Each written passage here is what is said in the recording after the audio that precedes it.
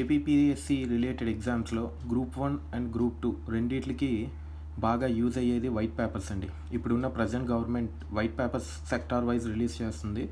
First white paper Polavaram project మీద release చేసిందండి.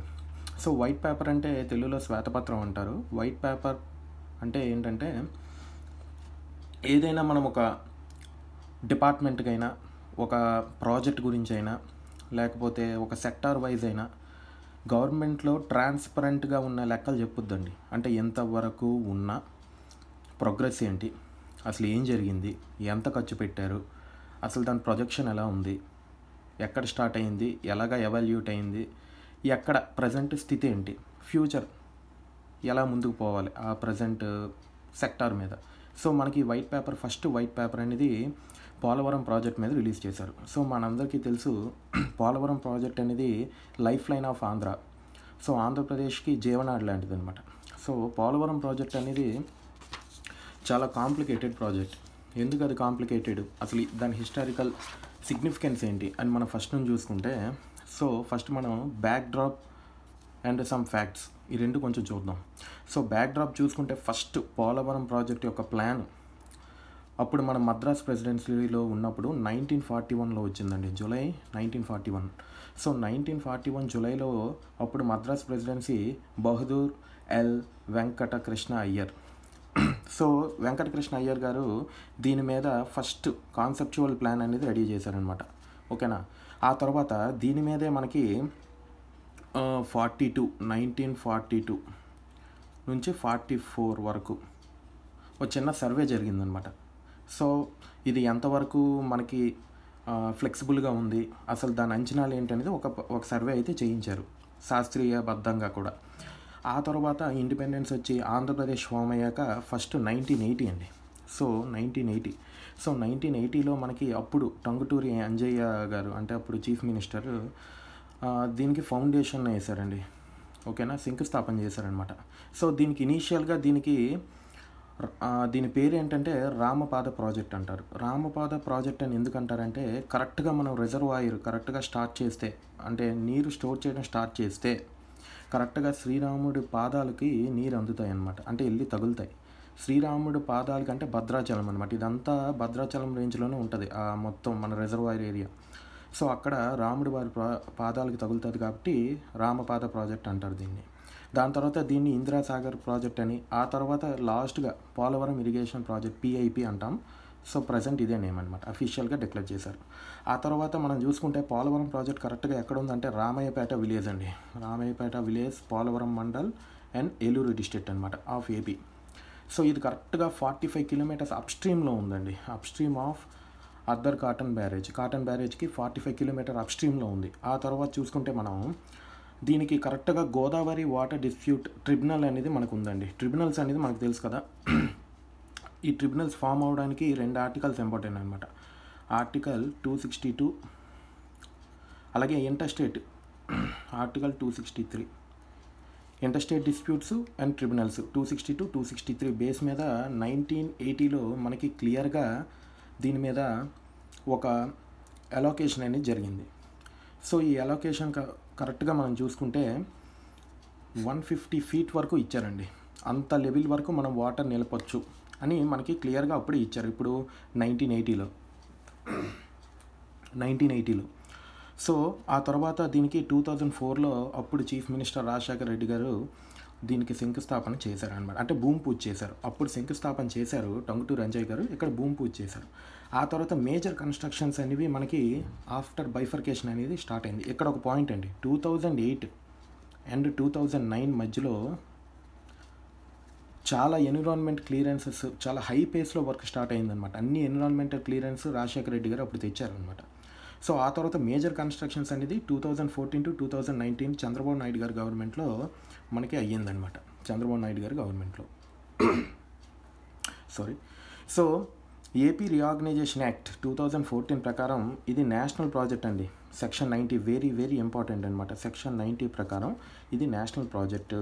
So Polavaram project అనేది మనకి national project. So national project అన్నారు. ఆ తర్వాత అదే యాక్ట్లో సెక్షన్ 3 ప్రకారం 7 ముంపు మండలాలు, అంటే మనకు రిజర్వాయర్లో నీరు నిలిపామనుకోండి, ఆ నీరు అలా లెవెల్ అంటే 41 పాయింట్లో అయినా 45 మీటర్స్లోనైనా ఎక్కడైనా సరే ఆ నీరు అలాగా మనకి స్టోర్ అయినప్పుడు 7 మండలాలు తెలంగాణకు సంబంధించినవి ముంపు మండలాలు అనమాట, అవి ఇందులో ఉండిపోయాయి. సో అవి మనకి సెక్షన్ 3 ప్రకారం అవి మనకి ఏపీకి ట్రాన్స్ఫర్ చేస్తారు, తెలంగాణ టు ఏపీ. ఆ తర్వాత 2017 అండ్ 18 మినిస్ట్రీ ఆఫ్ జలశక్తి అండి. మినిస్ట్రీ ఆఫ్ జలశక్తి మనకి అప్పుడు ఎస్టిమేషన్ ప్రకారం 55,656 కోట్లు, అంటే 55,656.87 crores ఎస్టిమేట్ చేసిందనమాట ఈ ప్రాజెక్ట్కి. సో అప్పుడు 2014 నుంచి 19లో ఉన్న government every Monday is for Polavaram, ప్రతి సోమవారం పోలవరం అని అప్పుడు అనేవారు అనమాట. సో దాన్ని బట్టి హై పేస్లో వర్క్స్ అనేవి ముందుకు వెళ్ళాయి ఆ గవర్నమెంట్లో.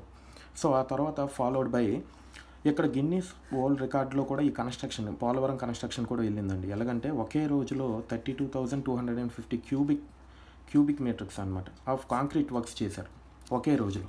అప్పుడు గిన్నీస్ వరల్డ్ రికార్డ్కి వెళ్ళాం. ఆ తర్వాత మనం ఇక్కడ చూసుకుంటే పోలవరం ప్రాజెక్ట్లో బేసిక్గా మనకి ఇక్కడ ఏంటంటే ఇక్కడ మనకి 2 టైప్స్ ఉంటాయండి ఇక్కడ చూసుకుంటే.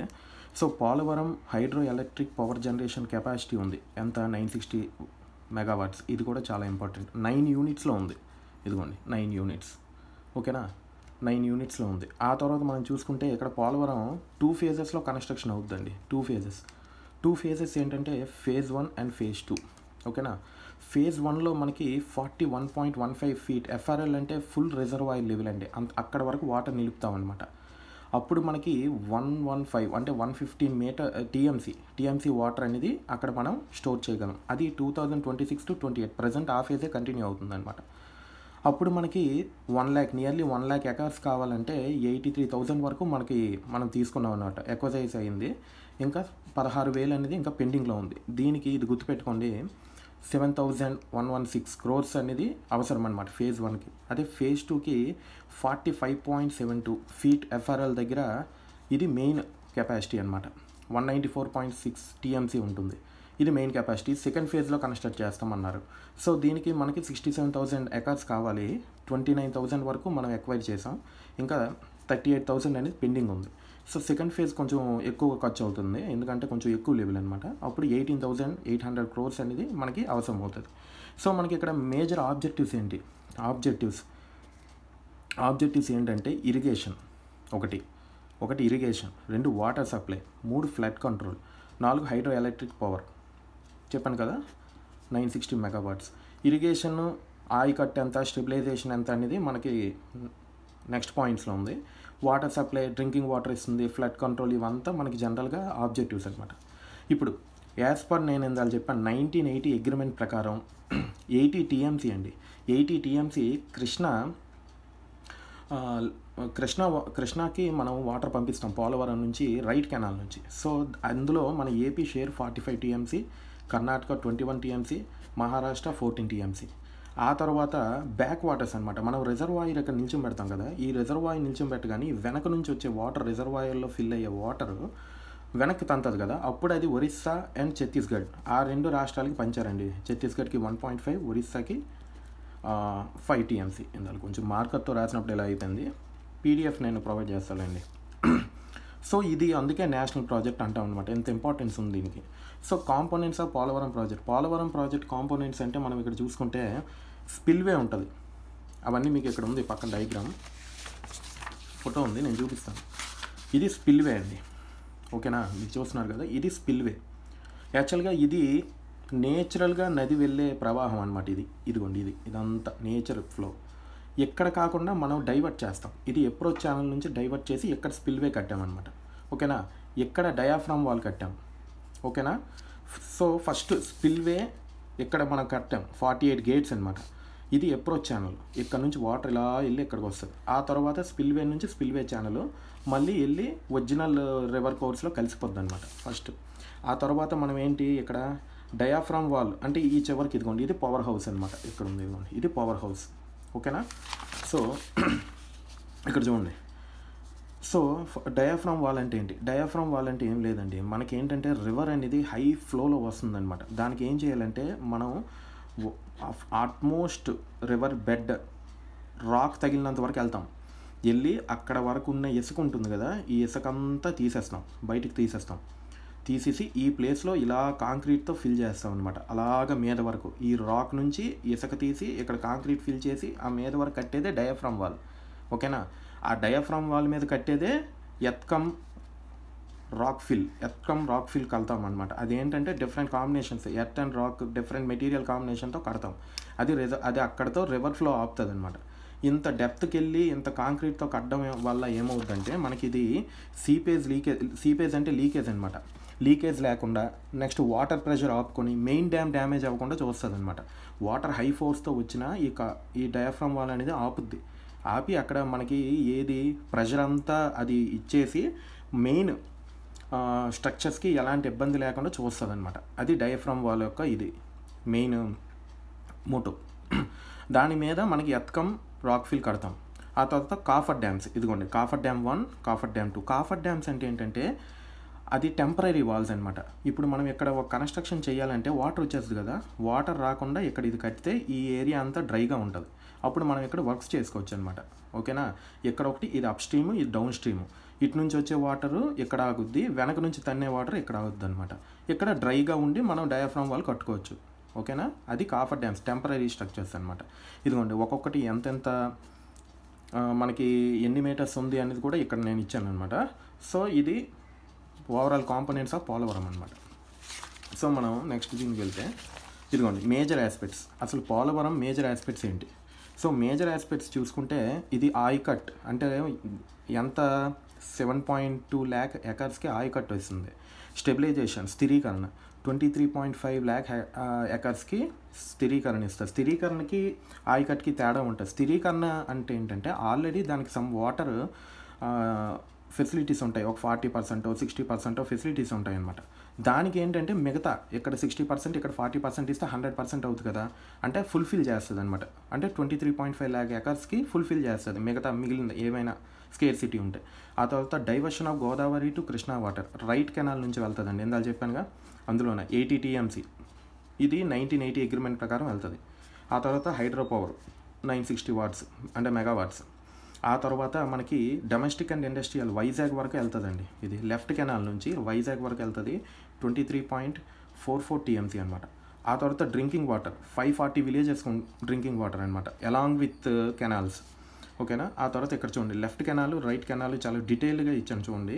Left canal 210 kilometers, right canal 178 kilometers. ఈ లెఫ్ట్ కెనాల్ నుంచి 4 lakh ఎకర్స్కి ఆయకట్టు వెళ్తే దీనికి 3.2 lakh ఎకర్స్ ఆయకట్టు వెళ్తుంది రైట్కి. రైట్ అంటే మనకి చెప్పాను కదా కృష్ణా రివర్ వాళ్ళకి వెళ్తుంది, అందుకే వెస్ట్ గోదావరి కృష్ణాకి వెళ్తుంది అనమాట. లెఫ్ట్ అంటే మీకు ఇందాక చెప్పాను అప్ టు వైజాగ్, ఇదిగో విశాఖపట్నం వరకు వెళ్తుంది. ఓకేనా? ఇది ఎలా డిస్ట్రిబ్యూట్ అవుతుందో ఇక్కడ క్లియర్గా ఉంది. ఆ తర్వాత హైలైట్స్ అండి, హైలైట్స్ ఆఫ్ వైట్ పేపర్. ఇది చాలా ఇంపార్టెంట్. ఎక్కడ నుంచి చూడండి మీకు సీన్ అర్థమవుద్ది. సో ఈ డాక్యుమెంట్ ఏం హైలైట్ చేస్తుందంటే 72% ఆఫ్ వర్క్స్ అనేవి May 2019 కల్లా కంప్లీట్ అయిపోయాయంట. ఓకేనా? అప్పుడు చంద్రబాబు నాయుడు గారి ఎరాలో ఆ గవర్నమెంట్లో. కానీ May 2019 నుంచి May 2024 May 2024 2019 నుంచి 2024 ఈ 5 years గవర్నమెంట్లో కేవలం 3.84% మాత్రమే అయ్యింది. ఇది చాలా ఇంపార్టెంట్. 3.84% మాత్రమే అయింది. ఇది చాలా చాలా ఇంపార్టెంట్ అంతా కలిపి. ఓకేనా? అది ప్రోగ్రెస్ అనమాట. ఆ తర్వాత ల్యాండ్ డిపిఆర్ అంటే డీటెయిల్ ప్రాజెక్ట్ రిపోర్ట్ కూడా ఇంకా ఫైనలైజ్ అవ్వలేదు. Land acquisition and resettlement and rehabilitation కూడా జస్ట్ 3.89 కవర్ అయిందనమాట ఈ 5 yearsలో. ఆ తర్వాత ఎందుకు ఎంత డిలే? ఈ డిలే వల్ల severe damage to diaphragm wall. ఎందుకు అలాగైందంటే ఈ డిలే వల్ల ఫ్లడ్స్ వచ్చి కొట్టుకెళ్ళిపోయిందండి డయాఫ్రమ్ వాల్ వెళ్ళిపోవడం వల్ల మనకి సివియర్ డ్యామేజ్ అయిపోయిందనమాట. డయాఫ్రమ్ వాల్ డౌన్ స్ట్రీమ్లో ఉన్న కాఫర్ డ్యాము చెప్పాను కదా, అప్ స్ట్రీమ్ అండ్ డౌన్ స్ట్రీమ్లో అది కూడా పార్షియల్లీ పోయిందనమాట, డౌన్ స్ట్రీమ్లో ఉన్నది కూడా. సో దీనివల్ల ఎందుకంటే ఫ్లడ్స్ వల్ల ఈ డిలే వల్ల అంతా మనకు డయాఫ్రమ్ వాల్ కాఫర్ డ్యామ్ రెండు కొట్టుకుపోయినాయి. ఆ తర్వాత 2019 జూన్లో ఏమైంది, కొత్త గవర్నమెంట్ రాగానే రివర్స్ టెండరింగ్ అని అప్పటి వరకు ఉన్న నవయుగ, ఆ తర్వాత బెకెమ్ ఇదే డయాఫ్రమ్ వాల్ కట్టారండి వీళ్ళని. సో ఈ 2 కన్స్ట్రక్షన్ గ్రూప్స్కి సంబంధించి రివర్స్ టెండరింగ్కి వెళ్ళి టెర్మినేట్ చేస్తారు. వీళ్ళని టెర్మినేట్ చేసి మెగా ఇంజనీరింగ్ ఇన్ఫ్రాస్ట్రక్చర్కి ఇచ్చేసారనమాట. వాళ్ళు ఏం చేశారు, 12.6 పర్సంటేజ్ తక్కువ కోట్ చేయడం వల్ల మనకి రివర్స్ టెండరింగ్లో 628 crores మిగిలాయి అని చెప్పి రివర్స్ టెండరింగ్కి వెళ్ళారనమాట. ఈ రెండు నవయోగాని బెకమ్ని రెండింటిని టెర్మినేట్ చేసి మెగా ఇంజనీరింగ్ అండ్ ఇన్ఫ్రాస్ట్రక్చర్స్కి ఇచ్చేసారనమాట. అప్పుడు వైసీపీ గవర్నమెంట్ అనమాట, మొన్న ఎగ్జిస్టెడ్ గవర్నమెంట్. సో దీనివల్ల ఏమైందంటే మనకి 2014 నుంచి 19 వరకు 11,760 crore అనేది దీని మీద ఖర్చు పెట్టాం. అందులో మనకి 6,764 crore అనేది రీఎంబర్స్ అయిపోయింది, అంటే సెంట్రల్ గవర్నమెంట్ నుంచి వచ్చేసింది ఇందులో. కానీ 2019 నుంచి 24లో కేవలం ఎంత ఖర్చు పెట్టారంటే 4,996 మాత్రమే ఖర్చు పెట్టారు. ఇందులోన గవర్నమెంట్ ఆఫ్ ఇండియా ఎంత ఖర్చు పెట్టినా ఎంత ఇచ్చింది అంటే డబుల్ ఇచ్చిందనమాట, 8,382 crores ఇచ్చింది. కానీ ఇందులో ఎంత మాత్రమే ఖర్చు పెట్టారు కాబట్టి ఇది డైవర్ట్ అయిపోయింది. అంటే 8,382 crores-లో 4,996 ఖర్చు పెట్టారు. సో ఇంకా ఇంత మిగిలిందనమాట సెంట్రల్ గవర్నమెంట్ ఇచ్చింది, అది డైవర్ట్ అయిపోయిందని వైట్ పేపర్ హైలైట్ చేస్తున్నాం. So next land acquisition. ఇందాక చెప్పాను కదా, ల్యాండ్ ఎక్విజిషన్ అండ్ R&R అంటే రీసెటిల్మెంట్ అండ్ రీహాబిలిటేషన్ కూడా స్లో పేస్లో వెళ్ళిపోయింది. దీనివల్ల 2,697 crores పెండింగ్లో పడిపోయిందనమాట. ఓకేనా, ఇప్పుడు మే 2024కి అన్నీ స్లో పేస్లో వెళ్ళిపోయాయి. అది దీని మెయిన్ హైలైట్ చేస్తున్నారనమాట. ఆ తర్వాత ఏం చేశారు, ఈ ప్రాజెక్ట్ అనేది ప్రాపర్ ప్లానింగ్ మీదకి వెళ్ళదండి, పూర్ ప్లానింగ్ అనమాట. ప్రాపర్ ప్లానింగ్ వల్ల ఒకవేళ వెళ్ళకపోవడం వల్ల ఏమైందంటే, అంటే ముందు చెప్పిన కాంపోనెంట్స్ అన్నీ ఒక దగ్గర పెట్టి పర్ఫెక్ట్గా మెగా ఇంజనీరింగ్ కాకుండా ముందున్న నవయుగ వీళ్ళతోనే కంటిన్యూ చేసుంటే మనకి ప్రాజెక్ట్ అనేది 2020 ఖరీఫ్ కల్లా వాటర్ ఇచ్చేది. అంటే ఈ రివర్స్ టెండరింగ్, ఈ జాప్యం జరగడం వల్లే, ఈ లేట్ జరగడం వల్లే ఇవన్నీ జరిగాయని హైలైట్ చేసింది. ఒకవేళ అన్ని కాంపోనెంట్స్ కరెక్ట్గా ఉండి ప్రకృతి సహకరించి కరెక్ట్గా ఉంటే మనం 2020 ఖరీఫ్కే నీరు అందించే వాళ్ళమని వైట్ పేపర్ చెప్తుందనమాట. ఆ తర్వాత హైడ్రో ఎలక్ట్రిక్ పవర్ స్టేషన్ అన్నాం కదా, అందులో చూడండి మొత్తం 9 యూనిట్స్ ఉంటాయండి. అందులో ఫస్ట్ 3 యూనిట్స్ అర్థమైందా, ఫస్ట్ 3 యూనిట్స్ అనేది 2021 కల్లా కంప్లీట్ అయిపోవాలి. ఆ తర్వాత రిమైనింగ్ 6 యూనిట్స్ అనేది ఆ నెక్స్ట్ 6 months కంప్లీట్ అయిపోవాలి. కానీ ఏవి కంప్లీట్ అవ్వలేదు. కరెక్ట్గా షెడ్యూల్ చేసిన ప్రకారం 2021కి 3, అక్కడికి 6 నెలల్లో 6 యూనిట్లు కంప్లీట్ అయిపోవాలి. కానీ ఏది కంప్లీట్ అవ్వకపోవడం వల్ల మనకి దాదాపు 3,000 కోట్లు లాస్ వచ్చింది పవర్ సెక్టార్లో, 3,000 కోట్లు. సో దీనివల్ల ఏమైందంటే phase 1 ఇందాక చెప్పాను కదా, phase 1 కంప్లీషన్ అంటే మీకు ఇందాక చెప్పాను గుర్తుపెట్టుకోండి అని. ఇదిగోండి phase 1 41.15. ఈ phase 1కి యాక్చువల్గా అప్పుడు ఎస్టిమేషన్ ఎంత 7,116 crore కదా, ఇప్పుడున్న కాస్ట్కి అది 12,000కి వెళ్ళిపోయింది. చూడండి ఎంత కాస్ట్ పెరిగిపోయింది, ఎందుకంటే కాంట్రాక్ట్ ఛార్జెస్, ఫైనాన్షియల్ బర్డెన్స్ ఎక్కువైపోయి, అర్థమైందా, అందుకనమాట. ఈ టేబుల్ ఇచ్చాను చూడండి ఇక్కడ. ఈ టేబుల్ అంటే ఏం లేదు, ఏది ఎప్పుడు స్టార్ట్ చేశారు అనేది ఇక్కడ స్టార్టింగ్ డేట్, ఎండింగ్ డేట్ ఉంది, కంప్లీషన్ డేట్. సో 2023 ఫిబ్రవరి కల్లా లోవర్ కాఫర్ డ్యామ్ అయ్యింది, అప్పర్ కాఫర్ డ్యామ్ 2022 జాన్యువరికి అయ్యింది. సో 46 గేట్స్ పెట్టారు, అది ఎప్పుడు పెట్టారు 2022 జూన్లో పెట్టారు. సో ఈ టేబుల్ మనకి చూస్తే ఒక ఐడియా వస్తుంది అనమాట. ఆ తర్వాత ఇది ఫైనల్ అండి, ఫైనల్ టచ్ ఏంటంటే ఏవి ఎంతవరకు అయ్యాయి. సో మనం చూడండి సివిల్ వర్క్స్ అనమాట, ఇదే మెయిన్ అనమాట. ఓవరాల్ వర్క్స్లో మీకు ఇందాక చెప్పాను 71 దాదాపు 72% 2019 మేకే అయిపోయింది. ఇప్పుడు 2024 మేకి 75.77 కంప్లీట్ అయ్యాయి. పిఐపి అంటే Polavaram irrigation project head works అండి. ఇక్కడ డిఫరెన్స్ చూడండి ఎంత ఉండదన్నమాట, చాలా తక్కువ. 65 అప్పుడైతే 72 వరకు ఇప్పుడైంది. పిఐపి ఆర్ఎంసి అంటే Polavaram irrigation project right main canal, ఇది లెఫ్ట్ మెయిన్ కెనాల్. ఇచ్చు 91, 92, 70, 73 చాలా తక్కువ, లెస్ దాన్ 3%, 4% మాత్రమే 5 yearsలో కంప్లీట్ అయిందనమాట. ల్యాండ్ ఎక్విజిషన్ రీహాబిలిటేషన్ సంబంధించి చూడండి, ఇది కూడా చాలా తక్కువ, జస్ట్ 3.8. మొత్తం చూడండి, మొత్తం ఖర్చు అప్పుడు ఎంత పెట్టారు 16,493 కోట్లు పెడితే ఇప్పుడు ఎంత పెట్టారు 21,489. అంటే దాదాపు ఎంత, లెస్ దాన్ 4,500 to 500 crores అనమాట. ఇంత తక్కువే ఖర్చు పెట్టారు అని మనకి వైట్ పేపర్ హైలైట్ చేసింది. అంటే దీన్ని బట్టి మీకు చూస్తే చూడండి, ఫైనల్గా 2019 మే కల్లా 71.93 అండి, 2024 మే కల్లా 75.44. అంటే నెట్ ప్రోగ్రెస్ ఎంత, ఇది చాలా చాలా ఇంపార్టెంట్. అంటే ఈ 5 ఇయర్స్లో నెట్ ప్రోగ్రెస్ చూడండి 3.83% మాత్రమే పోలవరం ముందుకెళ్ళింది. సో ఇవన్నీ ఫ్యాక్టర్స్ వల్ల పోలవరం వెనక్కి పడిపోయింది. ఎంత ప్రోగ్రెస్ 2019 to 25 మధ్యలో చేయలేకపోయింది. సీజన్స్ 2 సీజన్స్ 3 సీజన్స్ డిలేస్ వల్ల డయాఫ్రామ్ వాల్ కొట్టుకెళ్ళిపోయింది. వరదల్లో 2020లో వరదలు వచ్చాయి బాగా. సో ఆ వరదల్లో డయాఫ్రామ్ వాల్ బాగా డ్యామేజ్ అయిపోయింది. దానికి సంబంధించి 2023 వరకు ఒక ప్రాథమిక నివేదిక కూడా తయారు చేయలేదన్నమాట. అప్పుడు జలశక్తి మినిస్ట్రీ ఆఫ్ జలశక్తి ఒక జోక్యం చేసుకోవడం వల్ల అప్పుడు ప్రైమరీ రిపోర్ట్ స్టార్ట్ చేశారనమాట. అందుకు పోలవరం డిలే అయింది. దీనికి ఇంకా రీబిల్డ్ చేసి ఎక్స్పర్ట్ గ్రూప్ అనేది వస్తుంది. ఎక్స్పర్ట్ గ్రూప్ అంటే కెనడా నుంచి నెక్స్ట్ అమెరికా నుంచి ఎక్స్పర్ట్ గ్రూప్ తెచ్చి వాళ్ళ యొక్క నివేదిక అన్ని తీసుకొని దాన్ని బట్టి ముందుకెళ్తారు. వాళ్ళు డయాఫ్రామ్ వాళ్ళు మిగతా స్ట్రెచెస్ అన్నీ వాళ్ళు అనలైజ్ చేసి ముందుకెళ్తారనమాట.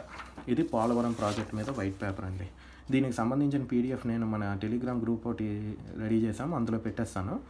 దీని మీద ఏమైనా డౌట్స్ ఉంటే కామెంట్ సెక్షన్లో అడగండి. అలానే ఛానల్కి ఫస్ట్ టైం వస్తే please like, share and subscribe to my channel. ఏమైనా డౌట్స్ ఉంటే కామెంట్ సెక్షన్లో అడగండి. Thank you so much.